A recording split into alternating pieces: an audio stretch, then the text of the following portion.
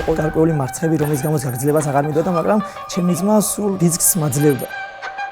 გოჩა შაინიძე 23 წლის ვარჯიშობ ბათუმში, ბათუმის საბრძოლო აკადემიაში.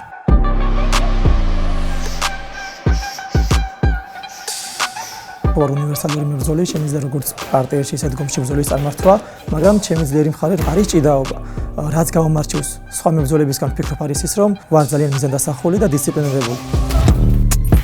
სკოლის დონეზე ვთამაშობდი აბსოლუტურად ყველა სპორტის სახეობას, თუმცა უნივერსიტეტში ჩავაბარე, ვფიქრობდი, რომ გამეგრძელებინა სპორტული კარიერა ფეხბურთის მიმართულებით ბათუმში.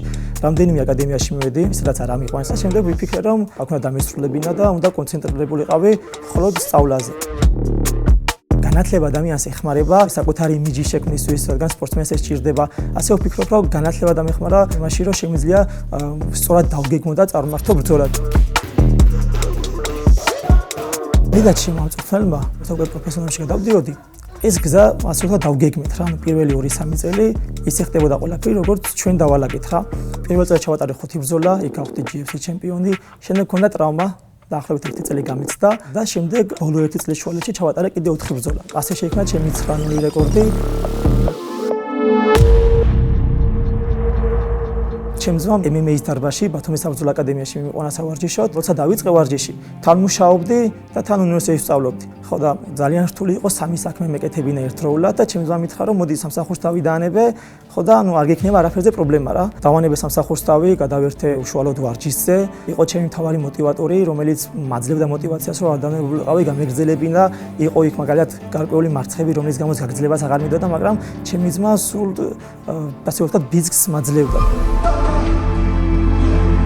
დაახლოებით 3 თვის წინ ჩემი ძმა გარდაიცვალა. ცოტა ემოციური არის ეს ჩემთვის.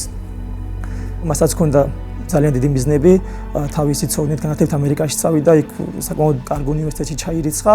რაც ახარებდა მას ყველაზე მეტად ცხოვრებაში იყო ჩემი გამარჯვებების ნახვა.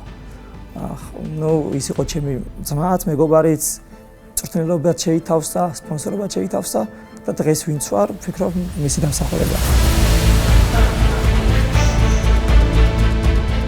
ვფიქრობ, კენა ჩემთვის არის ახალი გამოცდილება, ადგილი სადაც შეუძლია ხალხმა მეტად გამიცნოს იმ ადამიანად, რომელიც მომავალში გახდება UFC ჩემპიონი. ამ გამარჯვებას, რა თქმა უნდა, მიუძღვნე ჩემ ძმას.